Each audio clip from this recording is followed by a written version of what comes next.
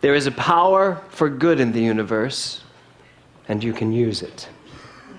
Did you ever hear that? There is a power for good in the universe, and you can use it. Now, we're in a teaching that is called New Thought. And you would think that's a new idea.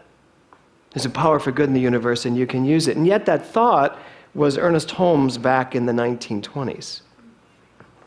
Yet it still feels like a new thought, doesn't it? Certainly the universe thinks it's a new thought. This world, this country, thinks it's a new thought because it hasn't caught on yet. Not really. And yet, for us here, it's an old thought. It's been around for almost 100 years. And for me, standing on this stage today, it's a very emotional time because this service today is the very last service that will be like this. Next week, everything will be gone from the building by Sunday. Our gala is Saturday night. You'll be sitting in beautiful chairs, but they will be rented because these are all leaving. Yes, whatever we said about bringing pillows, I've decided we're having chairs. But I stand here knowing that this is all different now. This will all be different next week. Everything will be gone. The lights will be different. Everything will be different. So this is our last day like this. And I have to be good with the new, with what it feels like. And I actually am. I've been feeling really, really good about this. So when Karen got up to sing this song at rehearsal today, it really touched me because I get it. When life starts to change, you have two choices. You can fight it, or you can say, bring it on. So each one of us has the opportunity today to either fight it, and I know there are many who are like, oh, I can't believe we're leaving here, I can't believe this is changing, and I've been one of them. But I've moved into bring it on because of so many things that I've realized in these last 3 weeks. The universe was very smart to keep me out of this building for the last 3 weeks. It really was. And it's not like I really left. I did go, but I came back to teach in the middle of every week. But every time I came back, something else was missing. Last week I came back and they had packed up my whole office. I walked into it and I was like, oh. And it was very shocking. And yet, I had a choice. I could fight it, or I could say, bring it on. So, there's a power for good in the universe, and you can use it. Ernest Holmes said this in 1927. Now, or let's just say maybe 5-10 years ago when I started, which was like 20 years ago, but about 10, 12 years ago when this church started, I was like, there's a power for good in the universe, and you can use it. And in fact, you are using it. There's never a time when you're not using it. You are always, always using it. You either use it consciously or unconsciously. You either are creating your experience or you're stuck with whatever shows up based on how you are willy-nilly using your mind. So that was new. That was even new like 10 years ago, but that's not it anymore. There's a power for good in the universe and you can use it. In fact, you are using it. In fact, you are it. And that's where we are. But one of the things that's going on is that's where we are, but so much of the world is still hearing there's a power for good in the universe and you can use it. What? Because I've just traveled to so many different places and found that out in such a very vibrant way that very often when I get up and speak, you're used to me. But, I have found out that when I go out of this room and I stand up and speak, people are like, what is he saying? And it was pretty powerful. And I'm going to talk more about that. So, the title of my talk today is Will and Grace. The only reason that's the title of my talk is because when I called Karen to tell her what the real title of my talk was, before I said it, she went, oh, Will and Grace? I was like, oh my God, that's a perfect title. So since she wasn't going to use that title, I decided to use that title. And I have already decided we are Will and Grace anyway. Karen and I. Makes perfect sense, right? So, but the real title of my talk was going to be Grace Under Fire. And one of the lyrics in the song is, I'm through wishing on someone else's star. Anybody resonate with that? I'm through wishing on someone else's star. I'm through being a minister the way people think I should be a minister, as if I ever have. But there's still a part of me that feels there's something I am being held to, some type of standard I'm being held to. And the only standard I should ever be held to is my own, is what feels right, what feels authentic inside. So the title of Grace Under Fire, the reason why that came up is because I really have felt a lot these days that I have been under fire. There's just so much going on. So much going on. So 2 weeks ago, I left here, and if you're in one of my classes, then you have heard this story. But 2 weeks ago, I left here to go to Lake Tahoe, which is when Kyle stood in for me, to go to Lake Tahoe to the Ananda, it's actually called the Expanding Light, which is the Ananda Retreat Center up in Nevada City. And it was really an amazing experience for me to have, I think there were about 50 people all doing this retreat, and I was literally running the entire retreat, every aspect of the retreat. Well, the Ananda village there is like 17, 20 acres. Now, if anyone knows me, they know that it has been said of me that I am directionally challenged. It has been said of me. I do not buy into that. I understand it a very different way. So I want to tell you this little story. First of all, how many of you know who Ananda is? How many of you know who Yogananda is? Right, we all know Yogananda. Ananda was one of his primary students who started his own section of Yogananda's teaching. So this village was spectacular. The peace, the beauty, the grace in this space was amazing. And I so needed it. You know how you go, people hire you to do things and you think you're going there to help others, but you're really going there for yourself? That's what this weekend was like. And so many things happened on that weekend that were like perfectly in alignment with what I needed to happen in my life. So this one day, I wanted to go see the Ananda Gardens. They were supposed to be gorgeous. And it's where Ananda is buried.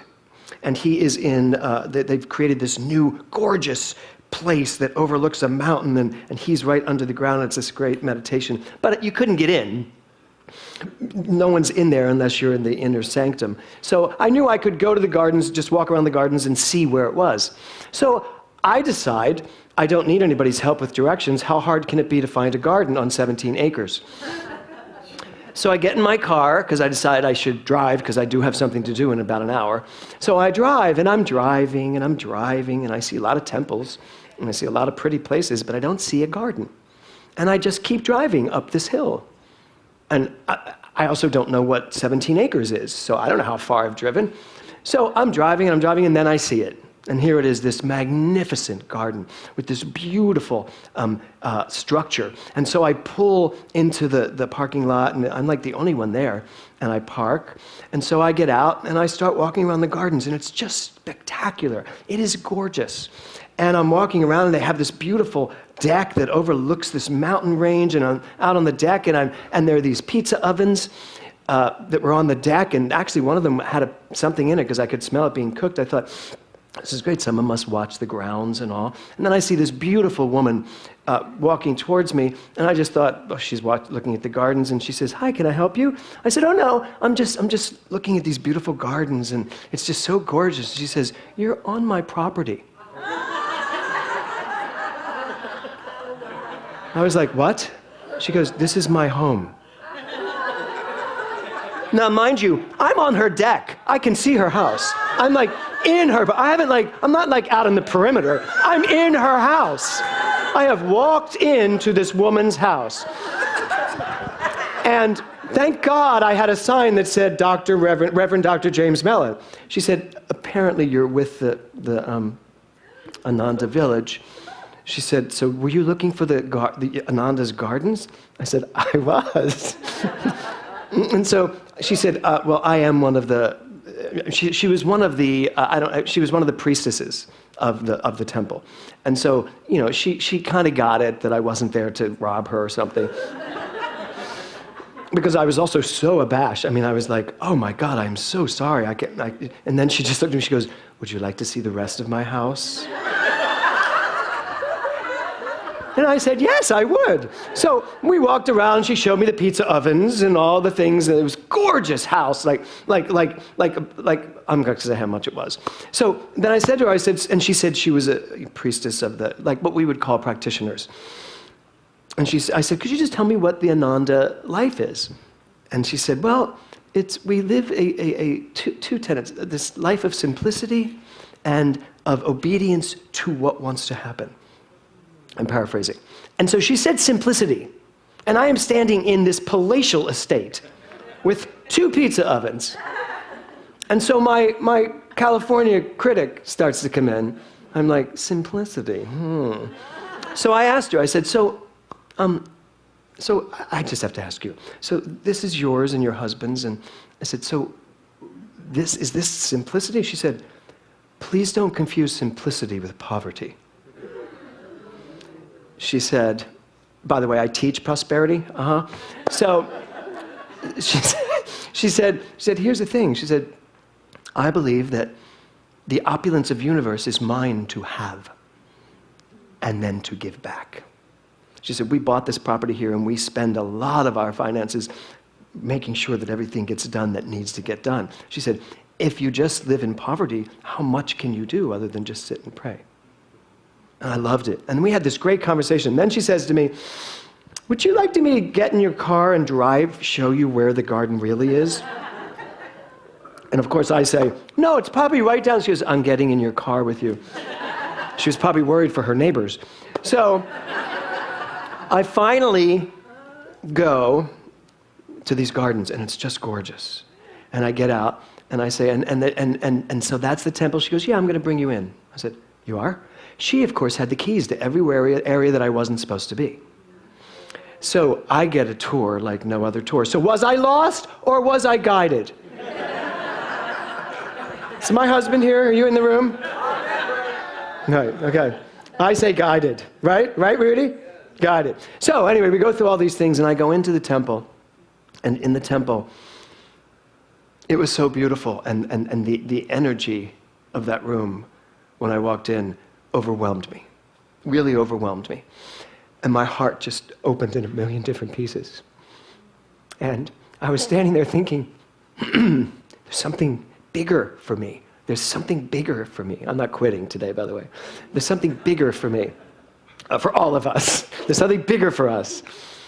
And then I look on the wall and I see a quote, an Ananda quote, and it was this. The quote was, my vision is for a global truth that all have in common.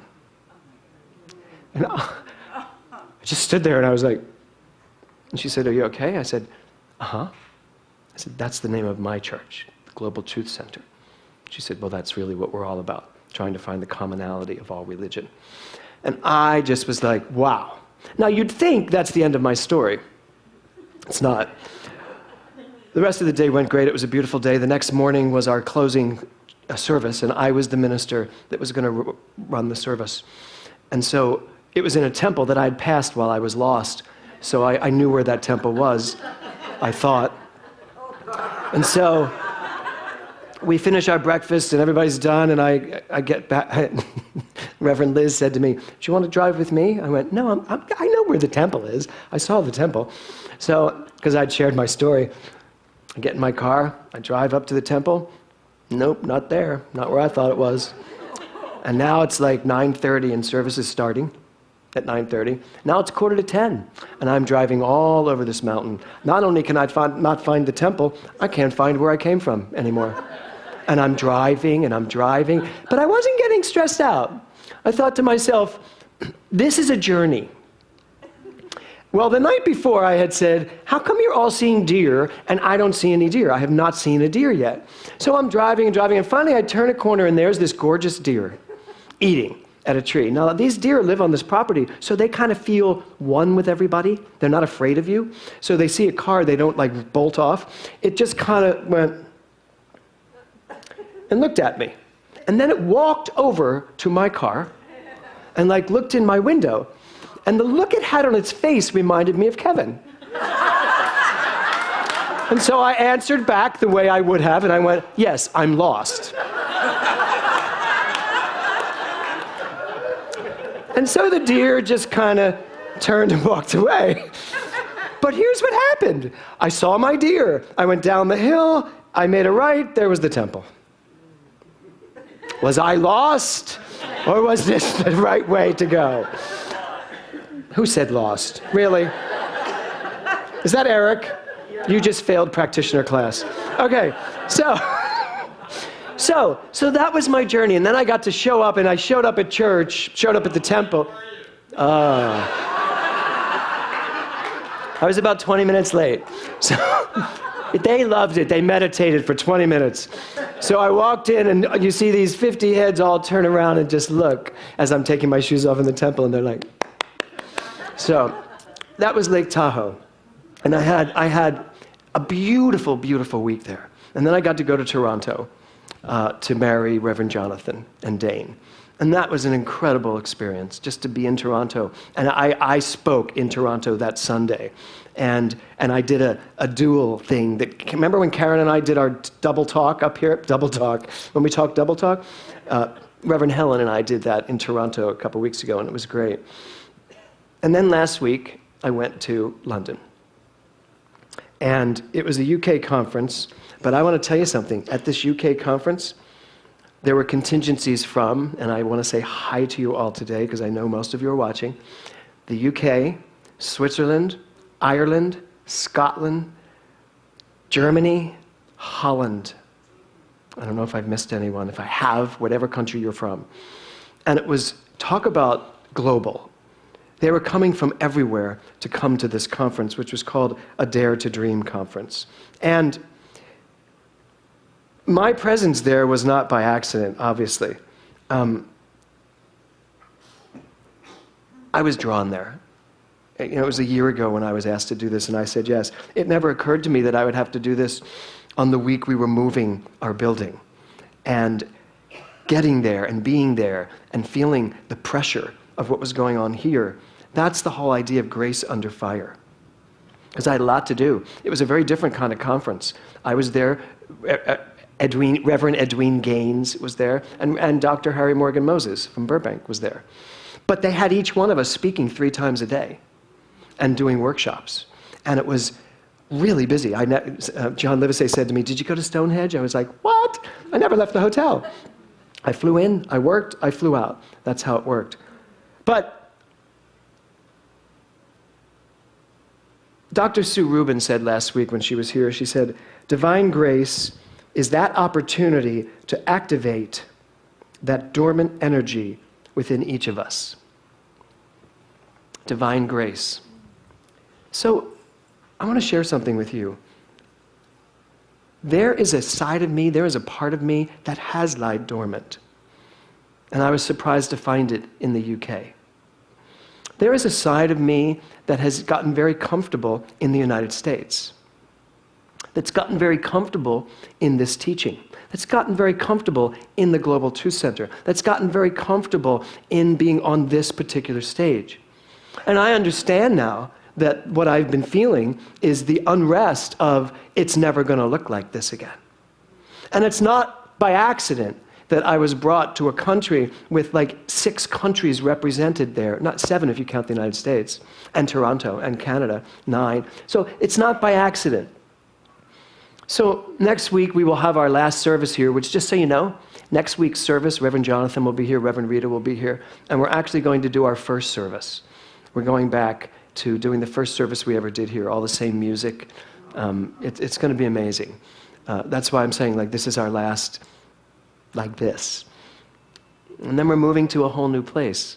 I know you all got the email asking you to grab a box and take it to the new center today. Those of you that are doing that, thank you. I think it'll be very exciting for you to see this new space where we will teach our classes and do the counseling. And then the temple we're going to, Temple Beth Hillel, is really a beautiful, beautiful place for us to be in fellowship. And it's so different from this that it has to be new. But here's what I've realized. When I got to London, I went to breakfast the first morning, and a woman came over to me while I was having breakfast.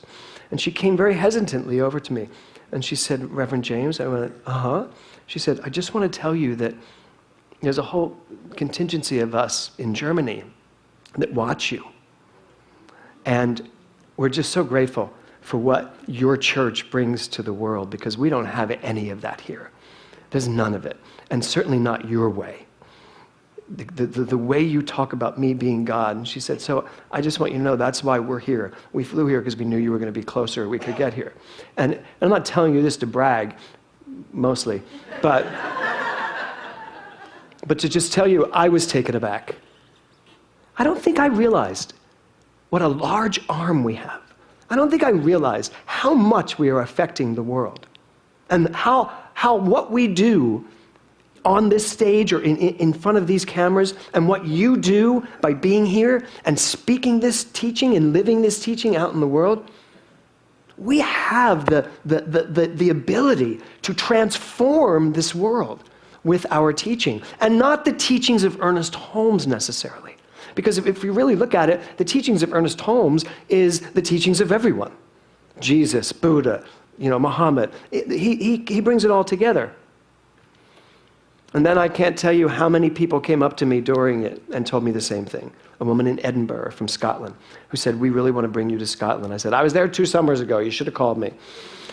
But they really do. So what I'm saying is that sometimes when you are under fire, sometimes when your world, how many of you feel like your world's a little upside down? Okay. Sometimes when your world is upside down, it's because your world needs to be upside down. This country right now is upside down and slayed right down the middle.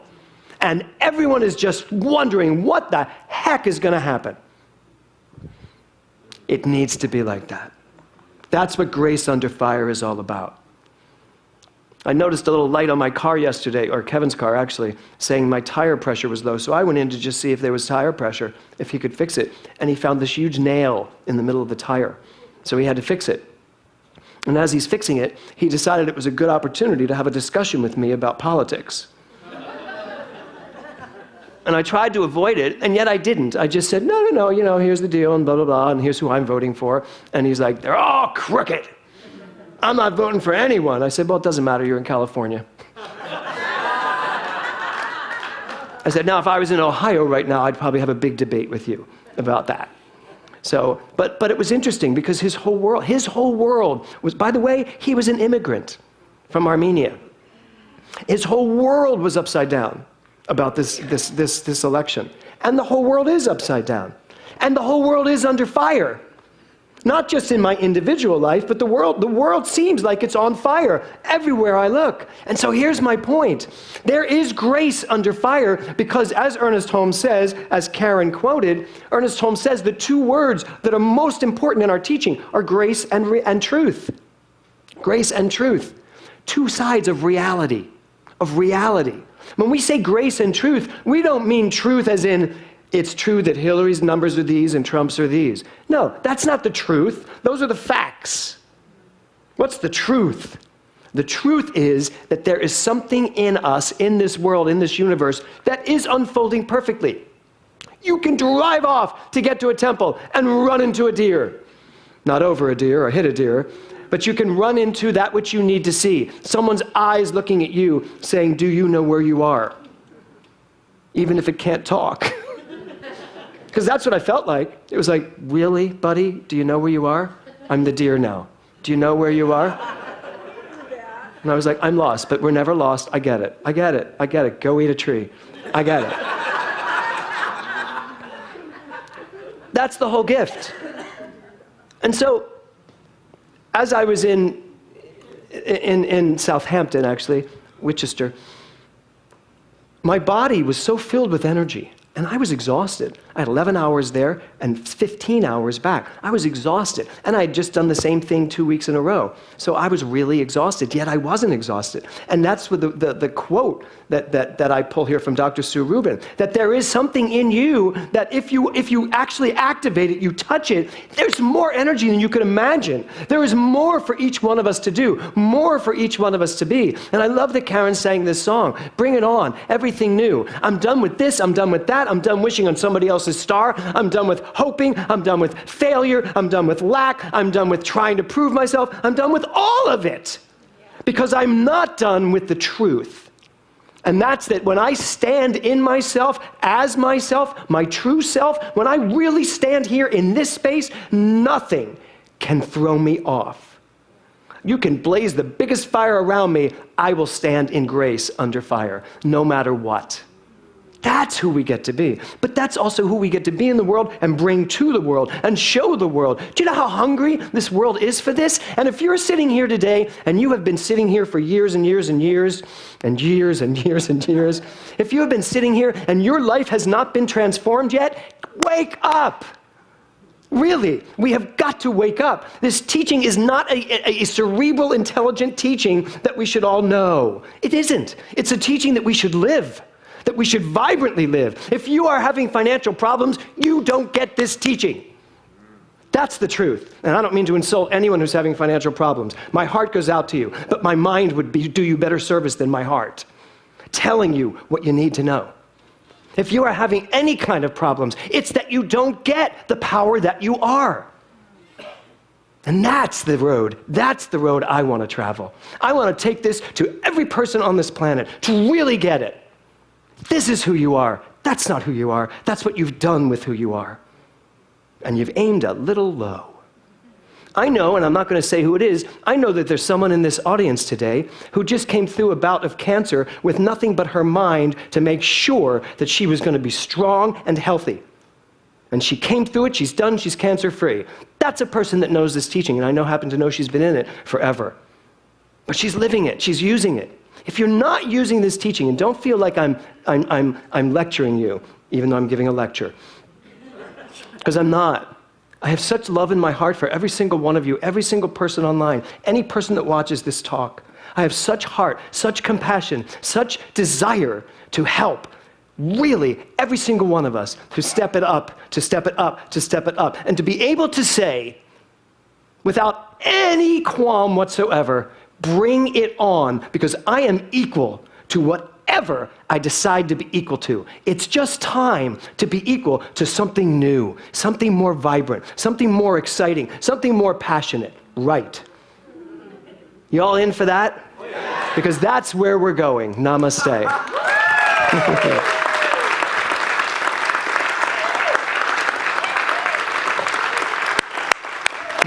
Thank you, thank you, thank you.